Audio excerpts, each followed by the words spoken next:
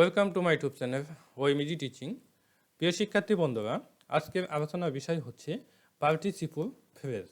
আমি পার্টিসিপল ফ্রেজের বৈশিষ্ট্য এবং পার্টিসিপল ফ্রেজ কিভাবে গঠিত হয় এবং বেশ কিছু এক্সাম্পলের মাধ্যমে আমি বুঝিয়ে দেব।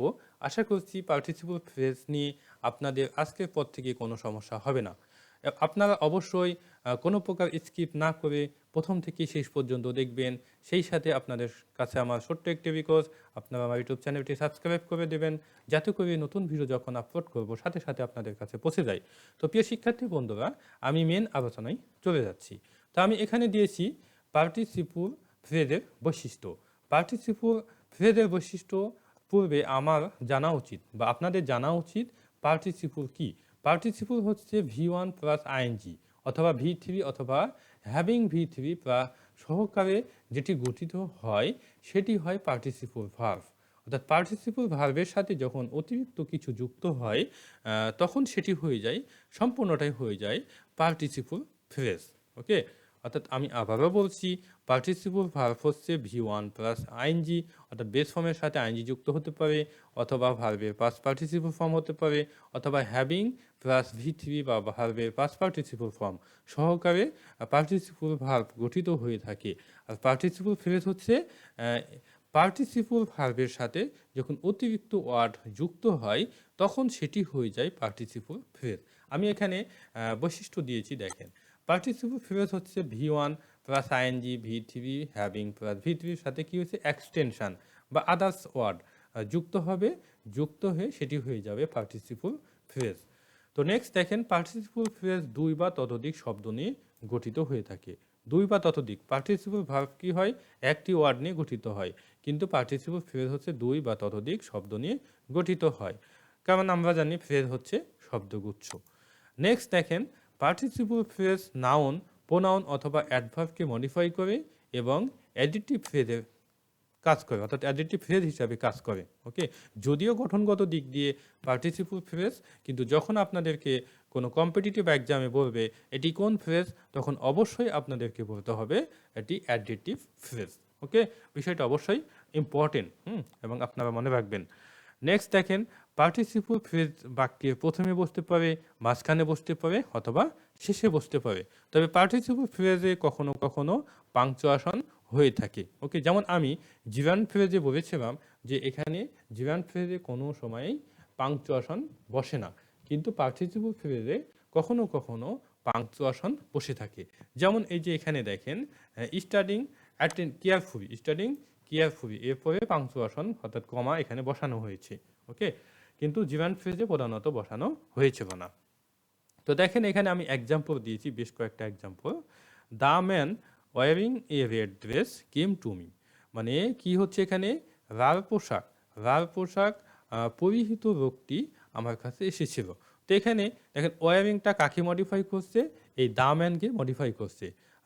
দ্য ম্যান হচ্ছে ব্যক্তিবাচক এবং এর কি জীবন আছে, অর্থাৎ ব্যক্তিবাচক কাউকে, কোনো নাউনকে যখন কোনো ওয়ার্ড মডিফাই করে তখন সেটি হয়ে যায় আইএনজি ফর্ম, অর্থাৎ V1 এর সাথে আইএনজি যুক্ত হয়। ওকে, বা বেস ফর্মের সাথে আইএনজি যুক্ত হয়। তো এখানে দ্য ম্যানকে যেহেতু মডিফাই করছে এই জন্য হয়ে গেছে ওয়ারিং। ওকে, নেক্সট দেখেন, I saw the woman running for the bus. তো এখানে আমি কি করছিলাম, আই স দ্য ওম্যান, আমি মহিলাটিকে দেখেছিলাম রানিং ফর দি বাস, বাসের জন্য দৌড়াতে, অর্থাৎ আমি মহিলাটিকে বাসের জন্য দৌড়াতে দেখেছিলাম। তো এখানে দেখেন রানিং, রানিং কাকে মডিফাই করছে, দ্য ওম্যানকে মডিফাই করছে, এবং ওম্যান এর কাজ করার সামর্থ্য আছে এবং এটা কি ব্যক্তিবাচক, এই জন্যই এটি হয়ে গেছে পার্টিসিপল ফ্রেজ, অর্থাৎ এটা হচ্ছে প্রেজেন্ট পার্টিসিপল, কিন্তু বিষয়টা মনে ছিল না, বলে দিলাম। এটা হচ্ছে প্রেজেন্ট পার্টিসিপল এবং পার্টিসিপলের ভাগ আছে, প্রেজেন্ট পার্টিসিপল, পাস্ট পার্টিসিপল, আর একটা হচ্ছে পারফেক্ট পার্টিসিপল, যেটা আমি নিচে আলোচনা করেছি, আপনারা ওটা দেখলে বুঝতে পারবেন বেশি ভালো। তো দেখেন এখানে নেক্সট এক্সাম্পল দিয়েছি, স্টাডিং কেয়ারফুলি, সতর্ক সহকারে অধ্যয়ন অধ্যয়ন করিয়া। এখানে ইয়া অর্থ প্রকাশ করছি, কিন্তু স্টাডিং কেয়ারফুলি, সতর্ক সহকারে অধ্যয়ন করিয়া, he was able to make a good result, সে ভালো ফলাফল করতে সক্ষম হয়েছিল। তো এখানে দেখেন এই কেয়ারফুলি কিন্তু অ্যাডভার্ব, এই অ্যাডভার্বকে কিন্তু স্টাডিং মডিফাই করছে। আমি বলেই দিয়েছি এখানে দেখেন যে পার্টিসিপল ফ্রেজ নাউন অথবা প্রোনাউন অথবা অ্যাডভার্বকে মডিফাই করে থাকে। ওকে, তো এখানে কেয়ারফুলিকে মডিফাই করছে স্টাডিং। নেক্সট দেখেন, গোয়িং টু ঢাকা, ঢাকা গিয়ে I want to participate in the exam, Dhaka গিয়ে আমি পরীক্ষায় অংশগ্রহণ করতে চাই। তো এখানে কি হয়েছে, গোয়িং টু ঢাকা, এটা হচ্ছে পার্টিসিপল ফ্রেজ এবং এটা হচ্ছে প্রেজেন্ট পার্টিসিপল এবং এরপরে কমা ব্যবহৃত হয়েছে। ওকে, আমি বলে দিয়েছি যে পার্টিসিপল ফ্রেজে কখনো কখনো পাংচুয়েশন ব্যবহৃত হয়। নেক্সট দেখেন, built with expensive materials I bought A pant, তাই না? এখানে কী বলেছে, ব্যয়বহুল মানে জিনিস দিয়ে বা পদার্থ দিয়ে তৈরিকৃত আই বট এ প্যান্ট, আমি একটি প্যান্ট ক্রয় করেছিলাম। তো এখানে দেখেন এই যে বিল্ট উইথ এক্সপেন্সিভ ম্যাটেরিয়ালস, অর্থাৎ এই বিল্টটা মডিফাই করছে, কিন্তু এই যে এ প্যান্টকে কিন্তু মডিফাই করছে, এবং প্যান্ট কি বস্তুবাচক, এর জীবন নাই, কাজ করতে পারে না, এই জন্য কি হয়েছে, V3 অর্থাৎ ভার্বের past participle past participle form হয়েছে। ওকে, এখানে নেক্সট এক্সাম্পল দেখেন, my friend was waiting for me sitting on the bridge, মানে আমার বন্ধু কী করছিল, ব্রিজের উপর বসে থেকে আমার জন্য অপেক্ষা করছিল। তো এখানে দেখেন সিটিং, এই সিটিংটা কিন্তু মডিফাই করছে মাই ফ্রেন্ডকে, অর্থাৎ বসে গিয়েছিল মাই ফ্রেন্ড, আমার বন্ধু। তো ফ্রেন্ড কি, তার জীবন আছে, তাই না? মানে কোনো ব্যক্তিবাচক কাউকে বোঝানো হয়েছে, এই জন্যই কী হয়েছে, আইএনজি যুক্ত হয়েছে, V1-এর সাথে বা বেস ফর্মের সাথে আইএনজি যুক্ত হয়েছে। ওকে, নেক্সট এখন দেখেন, আমি প্রতিটা আলোচনা করেছি প্রেজেন্ট পার্টিসিপল, পাস্ট পার্টিসিপল এবং পারফেক্ট পার্টিসিপল সহকারে সুন্দরভাবে আলোচনা করেছি। তো দেখেন এখানে পার্টিসিপল ফ্রেজ প্রেজেন্ট পার্টিসিপল অর্থাৎ V1 প্লাস আইএনজি সহকারে গঠিত হয়। যেমন এখানে দেখেন, দ্য ম্যান কামিং হেয়ার, এখানে আসা ব্যক্তি ইজ মাই ব্রাদার, আমার ভাই। তো এখানে দ্য ম্যানকে মডিফাই করছে হচ্ছে কামিং, এই জন্য কী হয়েছে, আইএনজি যুক্ত হয়েছে। আমি প্রথমেই বলে দিয়েছি, ব্যক্তিবাচক কাউকে যখন নাউনকে, ব্যক্তিবাচক নাউনকে যখন কোনো ওয়ার্ড বা ভার্ব মডিফাই করে, তখন সেটির কি আইএনজি ফর্ম করতে হয়। নেক্সট দেখেন, পিপুল living in city face with traffic jam, তাই না? অর্থাৎ মানে শহরে বসবাসকৃত লোকজন ট্রাফিক জ্যামের মুখোমুখি হয়। তো এখানে কি হয়েছে, পিপুলের জীবন আছে, এই জন্য রিভিং হয়েছে, তাই না? এই জন্য রিভিং হয়েছে। নেক্সট দেখেন, the bird flying in the sky, আকাশে উড়ন্ত পাখি, আকাশে উড়ন্ত পাখিটি ইজ ভেরি নাইস, খুবই সুন্দর। তো এখানে কি হয়েছে, ফ্লাইং, এই ফ্লাইং হচ্ছে মডিফাই করছে দ্য বার্ডকে, এবং দ্য বার্ডের জীবন আছে, এই জন্যই কী হয়েছে, ফ্লাইয়ের সাথে আইএনজি যুক্ত হয়েছে। তো নেক্সট দেখেন, I know the man standing on the road, রাস্তার ওপর দাঁড়ানো লোকটিকে আমি চিনি। তো এখানে স্ট্যান্ডিং হচ্ছে দ্য ম্যানকে মডিফাই করেছে, এই জন্য স্ট্যান্ড কি হয়েছে, আইএনজি যুক্ত হয়েছে, স্ট্যান্ডের সাথে আইএনজি যুক্ত করা হয়েছে। নেক্সট দেখেন, আমি চলে যাচ্ছি, পার্টিসিপল ফ্রেজ পাস্ট পার্টিসিপল অর্থাৎ V3 সহকারে গঠিত হয়ে থাকে। যেমন I have a book written by Nazrul, নজরুলের লেখা আমার একটি বই আছে। তো এখানে এই যে রিটেন, এটা কি পাস্ট পার্টিসিপল হয়েছে, কেন হয়েছে, কারণ এই রিটেনটা মডিফাই করতেছে, এ বুককে মডিফাই করছে, লিখিত অর্থাৎ নজরুলের কর্তৃক লিখিত বই, তাই না? অর্থাৎ বইকে মডিফাই করছে, এই জন্য এটি হয়ে গেছে পাস্ট পার্টিসিপল, অর্থাৎ বইয়ের কিন্তু জীবন নাই, এ বুকের কিন্তু জীবন নাই, এই জন্যই রিটেন হয়েছে। আশা করছি বিষয়টা বুঝতে পেরেছেন। নেক্সট দেখেন, the news publish in the Daily Star, Daily স্টারে প্রকাশিত সংবাদটি ইজ ট্রু, কি সত্য। তো এখানে প্রিয় শিক্ষার্থী বন্ধু, এখানে স্টারও যুক্ত হবে, স্টার এখানে যুক্ত হবে, স্টার এখানে প্রদান্ত দেওয়া হয় না, আমি একটু দিয়ে দিলাম।